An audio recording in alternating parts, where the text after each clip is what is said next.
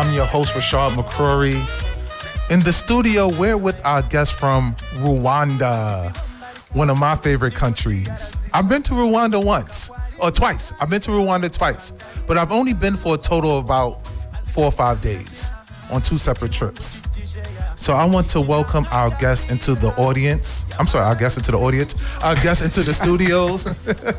Well, we can connect to the audience. Yeah, we're connected to the audience. I feel like I'm with the audience, and now you're with me with the audience, with you at home or in your car. Or watching us on Facebook Live, 92.73 FM. So we're here with Matthew and Fatia. Nice to meet you two. Very good to meet you too, Nice to Mark. meet you. Great. Matthew is one of the community leaders here in Rwanda. I mean, for Rwandans living in Ghana. Nice to meet you. Good to meet you, Macrory. Yes. Very happy to be here with you again. Yeah, great. So, how long have you been living in Rwanda? In Ghana. In Ghana, yeah. Well, we are living in Ghana and we are Rwanda in Ghana. Rwanda in Ghana. Right? So we are a small community of Rwandans who are here in Ghana. So yes, I've personally been around for the last 3.5 years. So it's been 3.5 years in Ghana. Wow. Yes. Wow. Okay. What brought you to Ghana? Work. Okay. So I am here with the Rwandan High Commission, the Embassy of Rwanda in Ghana. Yeah. So that's where I work. Okay, Yes. nice. Great. So even back when you were in Rwanda, that's kind of who you were working with, and then they transferred you here, or you came here and found a job. How did that come about? No, I came specifically for the job. So I didn't come to find the job here. I came for the job. Okay. Yes. So I was brought here to do the job. Yeah. Yes. How did that process start while you were in Rwanda? Interesting. So I think it's the normal kind of process of the way you get recruited for any job, right? Because it is a job that is for a Rwandan. So it was recruited for a Rwandan, and I happened to be that Rwandan, and I was thrown into the country to do the job, just like you would be recruited for any other job elsewhere. Yeah. So, did you have to go do you have to go to interviews? Did they say, the sky opened up and somebody came down and said, we want Matthew, you're recruited? That's not how it happens. That's how the stuff happens. I think you really go through the interviews like everybody else. You are vetted, you are selected, you compete for the job, and you get the job, because the kind of Rwanda we live in is a merit-based country. Everything is about merit. It's not so and so knows so and so, so then you have been pulled to a certain job because someone knows you. You get a job because you have competed for the job, and you are the best candidate they found in the pool that they had for the job. So I think that's the process. It doesn't mean I am the best Rwandan for this kind of job, not necessarily. Yeah. But out of the pool that came out for the job, I was selected. And good, congratulations. so there are so many other areas that people really look at. So so it's a merit kind of based really process. Yeah. One of the things that I really noticed about Rwanda is that it seemed to be like a theme almost everywhere I went. Kind of I don't want to call it fairness, but like you said, merit-based. So I instantly knew what you meant. It was like you can't cut corners. Like you said, it's not who you know. You can't cut corners. You can't skip the line. No, we're not going to take a dash, a tip, anything. It's like a badge on people's shoulder of sort of honor. Honor, to be honorable, to be, I don't want to say clean, but last question about how did you find your job? Because you never know from country to country what the differences may be, especially when some countries are accused of being able, if you know the right person, if you dash enough money, you can get any job. Where somewhere the impression that I got in the reputation that Rwanda is developing is that it's one of the least corrupted countries on the continent. That is very kind of you to say, but we also pick that as a compliment, really, because there's been quite a lot of effort into that. As a Rwandan, not speaking as someone who works for an embassy or anything like that, but just an ordinary Rwandan. One thing I can really tell you is that any Rwandan today will find it very hard to even give anybody a bribe. Forget about you giving me a bribe. Even me giving you a bribe will be really very hard for me. I will not, it doesn't come so easy for me because that is the kind of culture we have been kind of nurtured into. I feel like if you have a service that you are supposed to render to me. I expect it from you because you are there to give me the service. So if I have to give you something for you to give me the service, I might end up never getting that service because I will struggle to get myself to the place where I give you something. Yeah. And for those of you listening at home, my experience in Rwanda, it is that. Like, you know, and I say this respectfully, I'm just speaking from my point of view.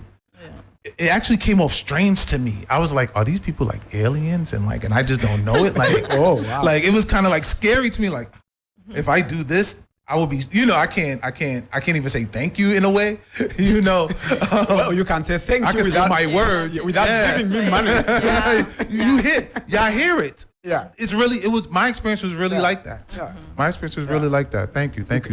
You can tell me thanks. You can really compliment someone without necessarily, you know, kind of trying to buy their goodwill in a way. You know, you don't have to really pay for anything unless the service has a cost. You pay for the service. You don't pay for the person to give you the service. And you know, I think we're talking more on like the professional networking the business side of things. I haven't had enough relations with human to human Rwanda interaction community based out there to know if that's how it is in the natural community. But whether it's at the airport, restaurants, traffic stops, you know, general places, the mall. I've been to Chic before. I've been to Pele Pele. Okay. Pele Pele. Wow. Pele Pele. Okay. That's the best. Yeah. The food On there was Sundays. great. Yeah. That was great. Please, let's move to Fatia. Fatia, welcome to our show. Thank you so much. So you're a Rwandan living in Ghana. Yes. I looked at Michael when I said that.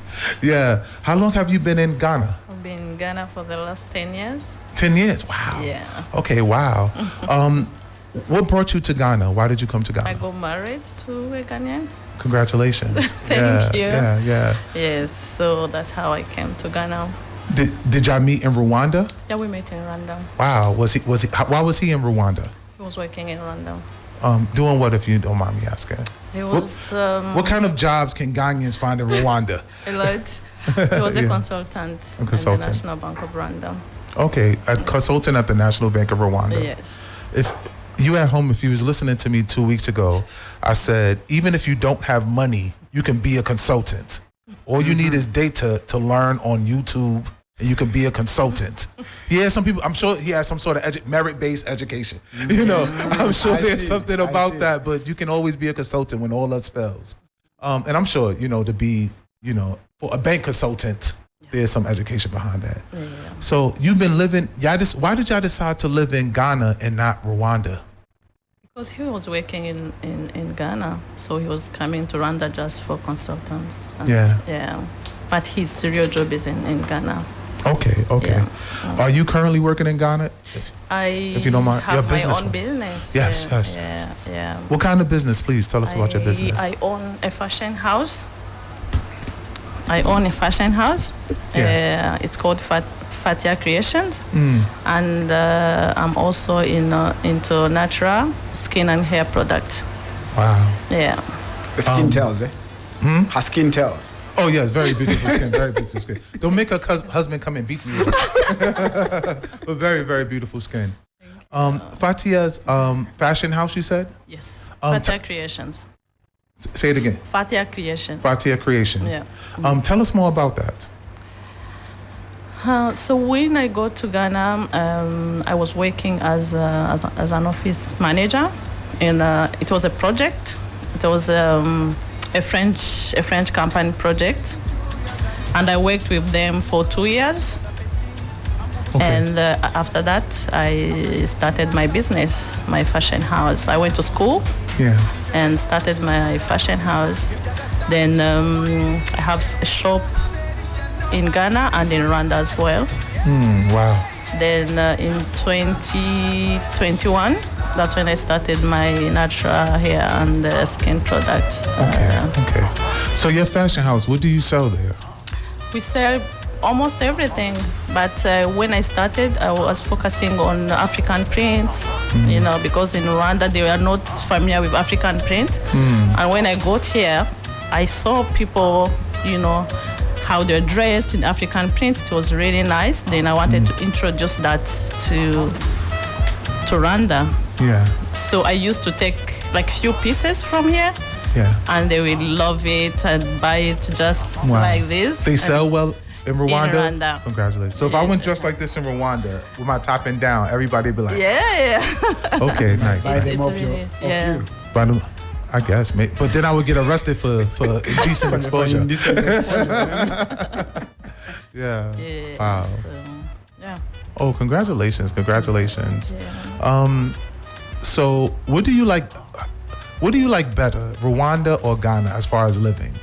You've been here 10 years. That's enough time too. Yeah. Yes. I don't know. Home is home, you know.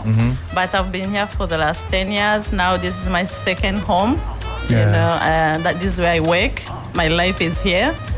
Yeah, so I think I love Ghana, but I don't like the heat because I'm used to, the good weather of Rwanda. I tell people when y'all hear our East African correspondent Boniface, East Africa, especially these countries be cold. Yeah. Rwanda was cold and it get misty at night. They are cool. Cool. Yeah. Cold. They are cool. These gonna be cold. You go there at night. It'd be 100 Especially degrees. in the evenings. Yeah. I must speak Fahrenheit. I haven't really gotten proficient at Celsius yet. It'd be 100 degrees Fahrenheit at night and you'll mess around and be 30, 40 degrees at night. Yeah. In the same country. And you'll be hot during the day sweating and then you'll be freezing at night. So I want to stay with Fatia for a little bit. What are some of the similarities and differences you've experienced between Rwanda and Ghana? First, I want to ask, what are some of the similarities? We say people how they, when you meet people, how they, they want to know you, they want to talk to you. Some people or some countries, you go there and you don't feel like you are home. Here it's like you are home. You meet people, you feel like you are home. It's not like you are scared of people or how will they like me, Yeah. So here people are so... People are friendly by default. They're friendly, Yeah. Receptive. Receptive. Yeah, by friendly. default. Yeah. So it's the same thing as in Rwanda. Yeah. So that's what I loved the most because I never felt like I'm far away from home. Yeah. Okay. Great. Great. Yeah. And I met. We had. When I got here, the community was too small, really small. But now we are big. We have like a big community. We are almost 200. 200. Oh, that's not. Yeah, that's some size to it. Yeah. Wow.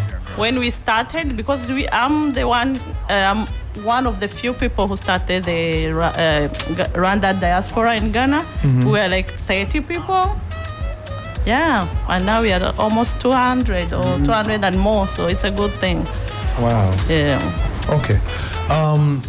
To you, Matthew, what are some of the similarities and differences that you've experienced so far? Similarities first. No, I feel like being a young person and I still consider myself young. You are. Please don't take that. Are you 18? Are you 18? So, President Kagame somewhere around, I think 2019, there's this annual forum, the Youth Connect Africa Summit that we normally host in Rwanda every year. 2021, it came to Ghana. But in 2019, I remember a statement he made. He said, well, being Rwandan means that I am an African, but from a particular place called Rwanda. But I'm an African. And I love the whole Africanness about Ghana. Yeah. When you come to Ghana, I think, I've not only lived in Rwanda and Ghana in Africa. I've been in a few places in Africa. But I can tell you for a fact. Where else? Well, I lived in Uganda. I worked in Kenya for quite some time. So I know a bit of these different small places here and there. But when I talk about the Africanness, I can feel it very fresh and prime in Ghana, just the way I could feel it in Rwanda. Yeah. The whole African feeling, the African touch is quite very strong in both countries. And I feel that gives us a certain uniqueness and a connection.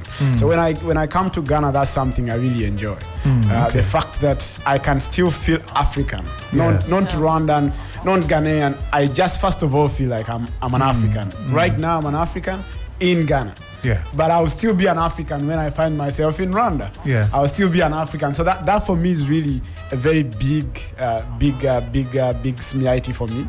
And let's touch on some of the differences. The differences. Yeah.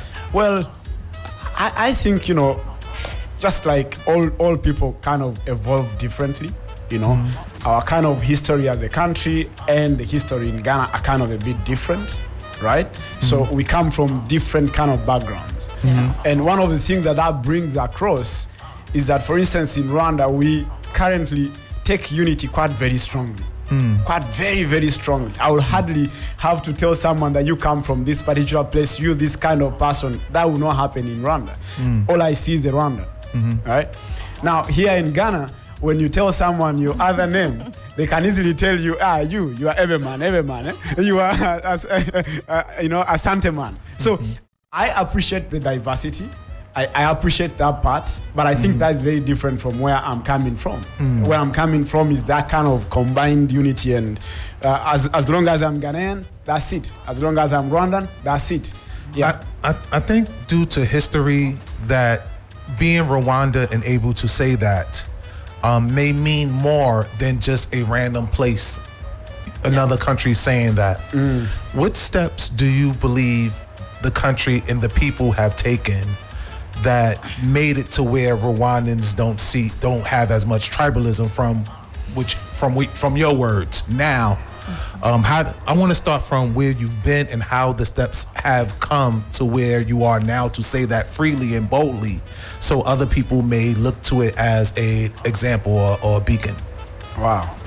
Well, I sometimes don't want to use that T word, because that T word has messed up a lot of Africa. I just kind of sometimes say it's just a matter of diversity. Now, for Rwanda, I think, like you've rightly put it, Macrory, we come from quite a very tough history, right?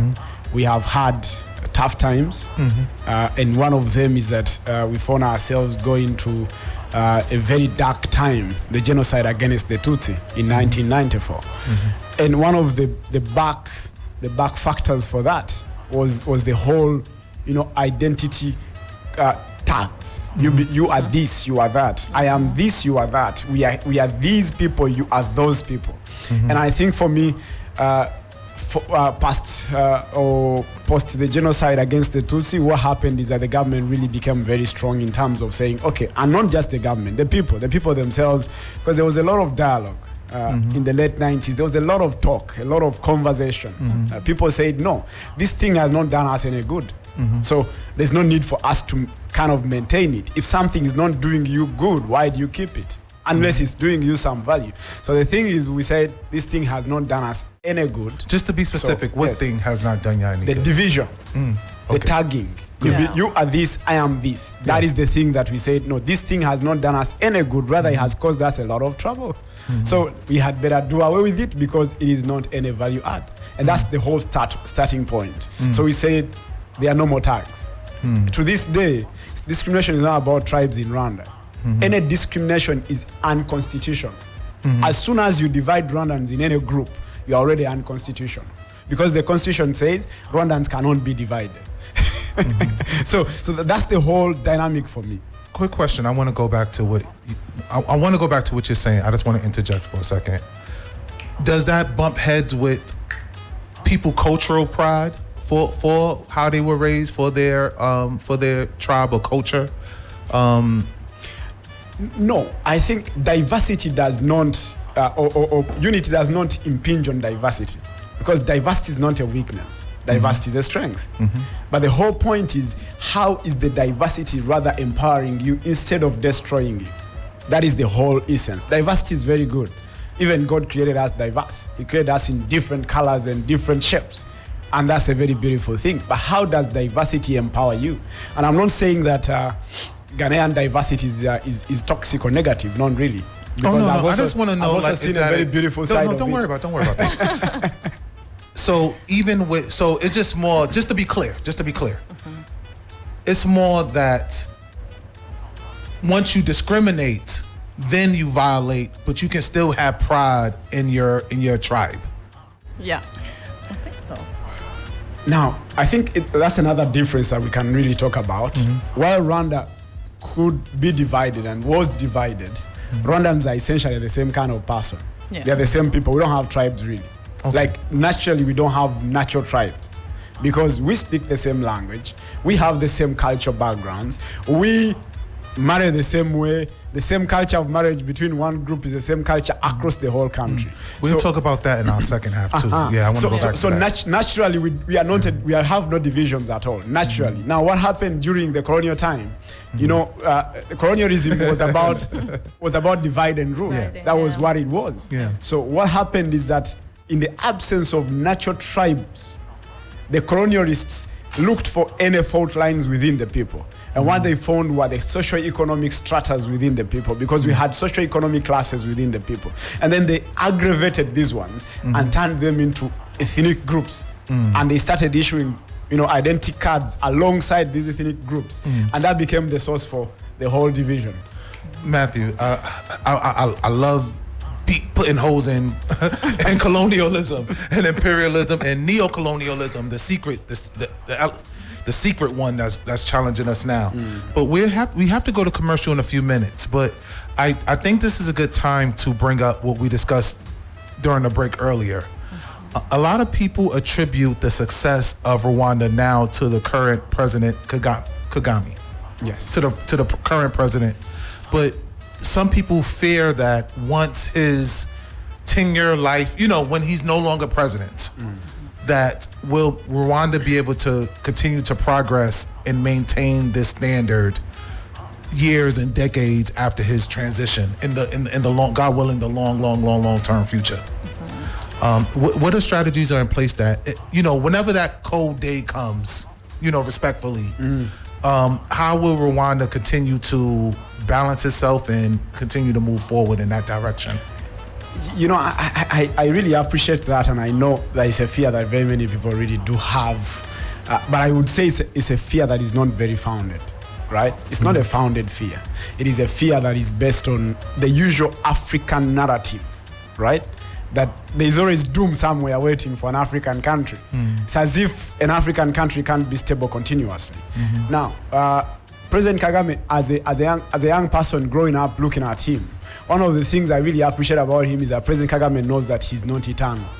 He's not one of those leaders who think they are going to be around forever. Not really. He says it all the time. He knows he's not going to be there all the time.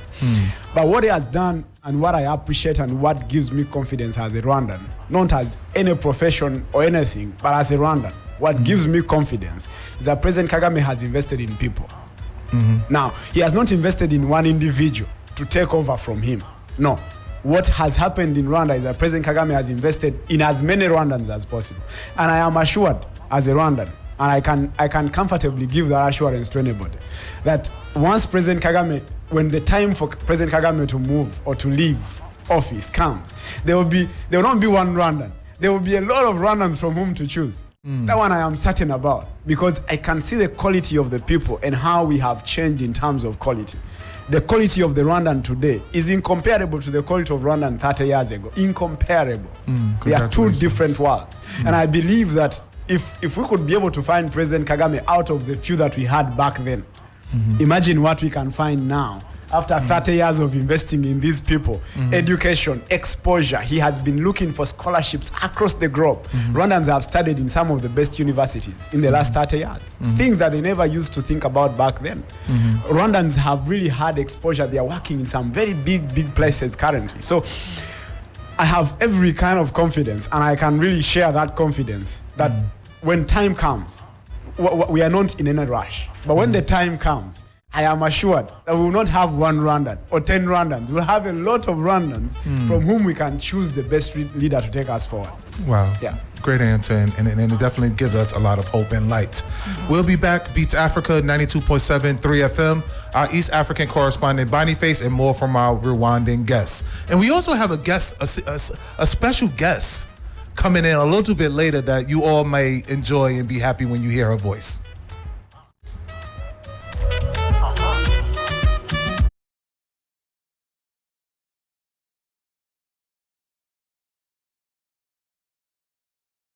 Rwanda Heritage Christian University College. Yeah, what am Asama Stadium Nechi. Very serene environment for studies. A Denmark Heritage Airson. 860 a Christ-centered university. 24/7 Wi-Fi internet for students. Hostel facilities. 860 a body shop for MOB entrepreneurs and also ready for job markets. Well, breast students need their own business ideas. Sika Ama will be one Castle Numa and to baby school. Now a business owners and a laptop. Really programs Ben Wayo. BBA accounting with computing, marketing, human resource management, information technology management, BSc information technology and information security. Osaya BSc nursing and a bachelor of theology. Wow. Mature students 25 years and above. And to me apply AFEWASI, SSC, GBC, HND Lunina. 860 is also running 12-month specialized master's degree program. MSc accounting and taxation, accounting and finance, MSc human resource management. Accredited by Ghana Tertiary Education Commission, affiliated to KNUST and the UCC. For 020 229 8399.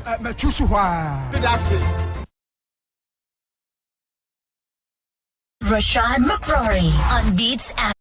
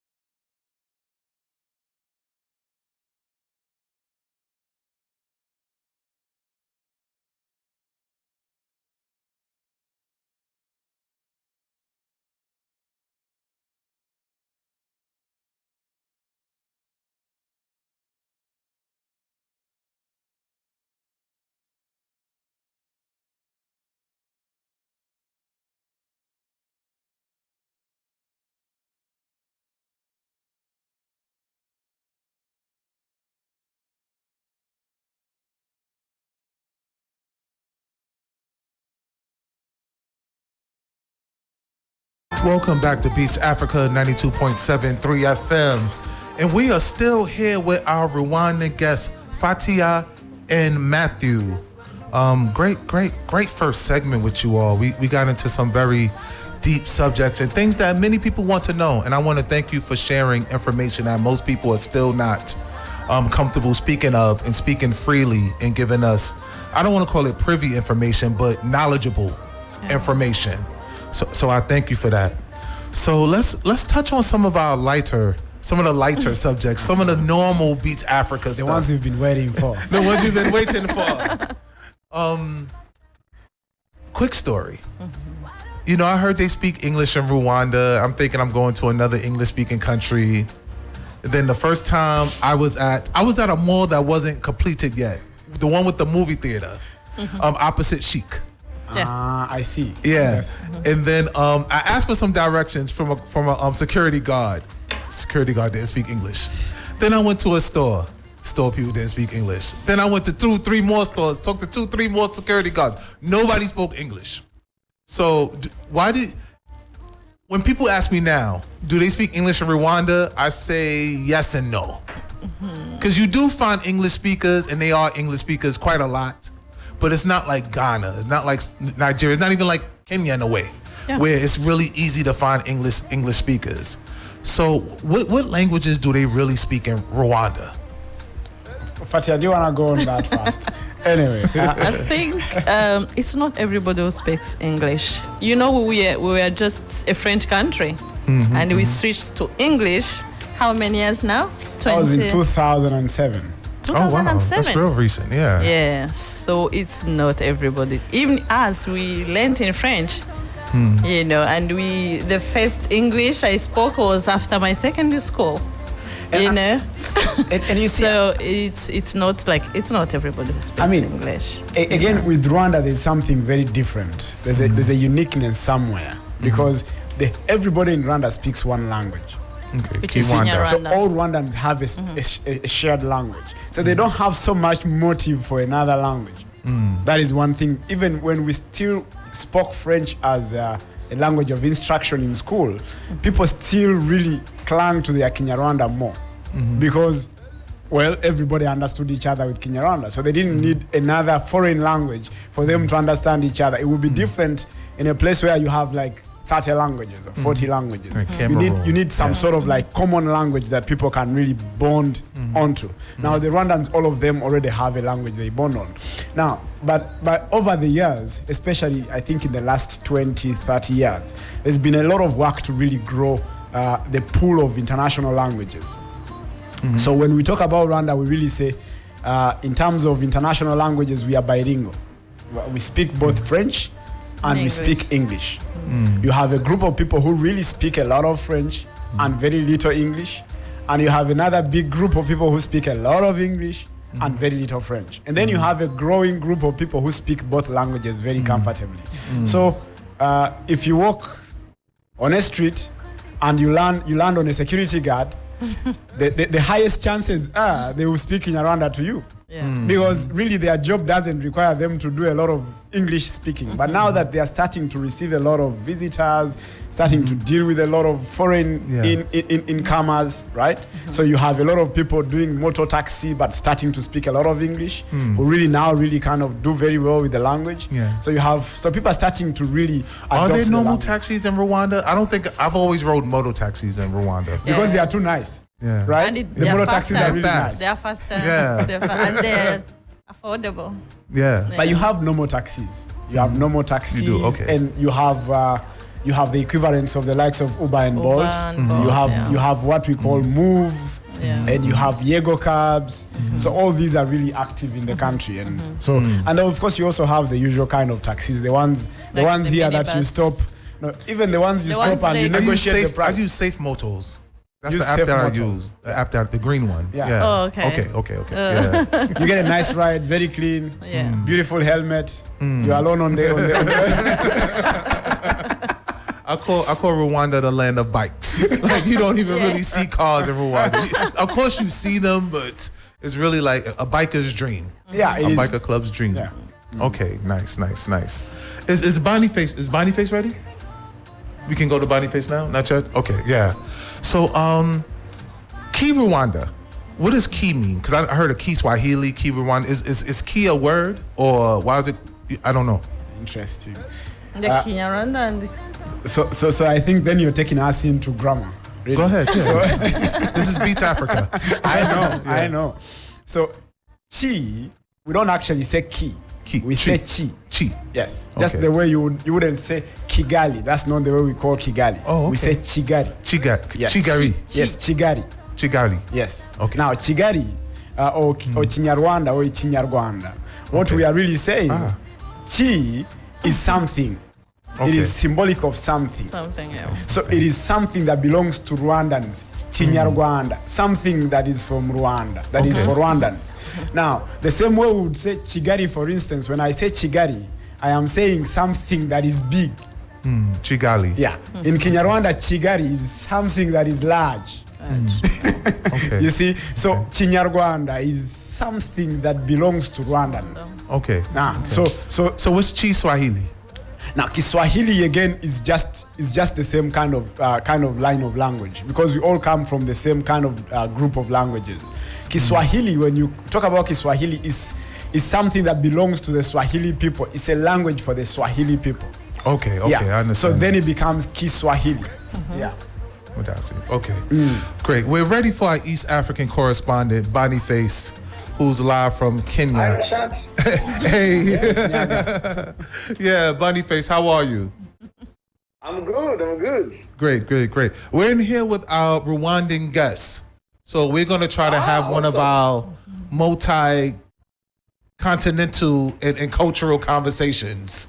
Yeah. I love Rwanda. If DJ IBM wants to get on the microphone, we can make it a four-way conversation from 4 different countries. Rwanda is the Germany of Africa. Oh, wow. Great. You find Rwandans everywhere. Yes, and they're really efficient, they're really clean. Everything in Rwanda works. It's not like in Kenya where you have to learn how to make things work. Things in Rwanda just work. The strangest thing, I don't know if it's beautiful or people actually cross at zebra crossings in Rwanda. In most other African countries, people just cross wherever they are. I told use the crosswords.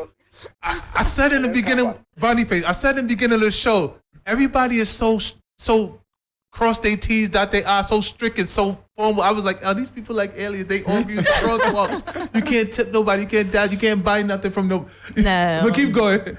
But which is good though. It shows the rest of the world is. No, but you see, without order, there can't be growth. You need to have things in order for you to be able to build them and grow. So you have to really create some certain sort of order. Yeah. And don't worry, Boniface. I'm not going to let it cut into your time. So be free to have conversation with us. Yeah. No, actually, I think it's almost prophetic. You guys are in Rwanda because today my biggest news item is actually coming from Rwanda. The 2023 Trace Music Awards was hosted at the stunning BK Arena in Kigali.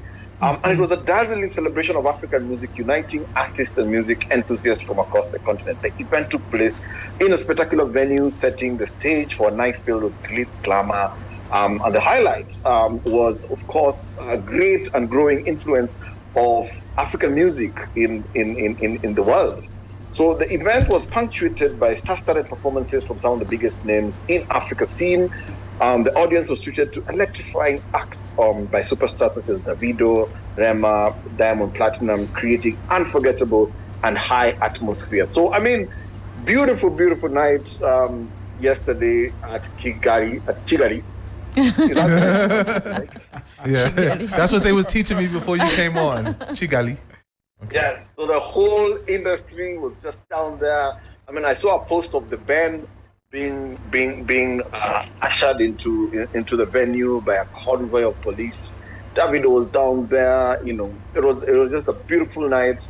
And one thing I also really have to big up, especially Rwanda and Visit Rwanda. Those guys are really, really investing in tourism and in marketing Rwanda as a tour destination. And I think that's one of the reasons why they really pitched and got to host the Trace Music African Awards.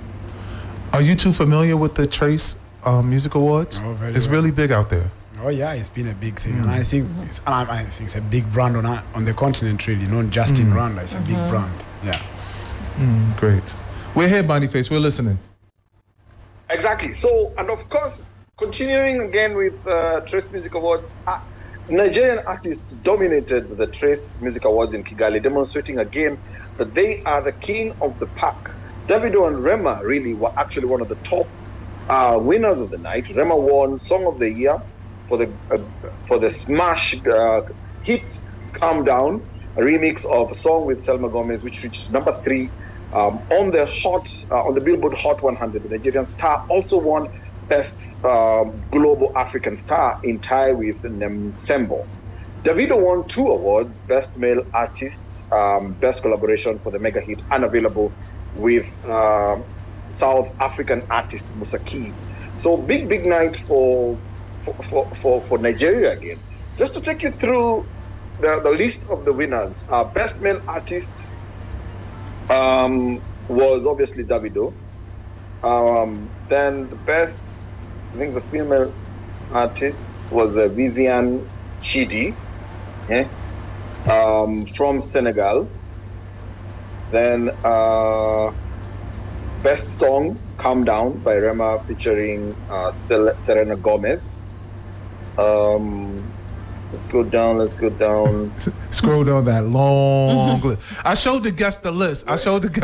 Boniface. I said, why is this list so long? Best newcomer was done by Roselyne Layo from Ivory Coast. I mean, this was a real African festival. Best artist from Caribbean, Rachel Goulaume from Haiti. I mean, we had guys from French Guinea, from Montenegro, from Jamaica, from Mauritius. Then we have the best. Which one is this? Best artist from Indian Ocean. Gola. Is that his name, Indian Ocean, or are they actually artists from the Indian Ocean? Best artist from the Indian Ocean. It's a category. So what is that sounds interesting. I've never heard of best artist from the Atlantic Ocean. Like, what is best artist from the Indian Ocean? It's the island. The islands there. The islands there. Okay. But I can see guys from Mauritius, Madagascar. Okay. Nice. That's what we learn on Beats Africa. Yeah.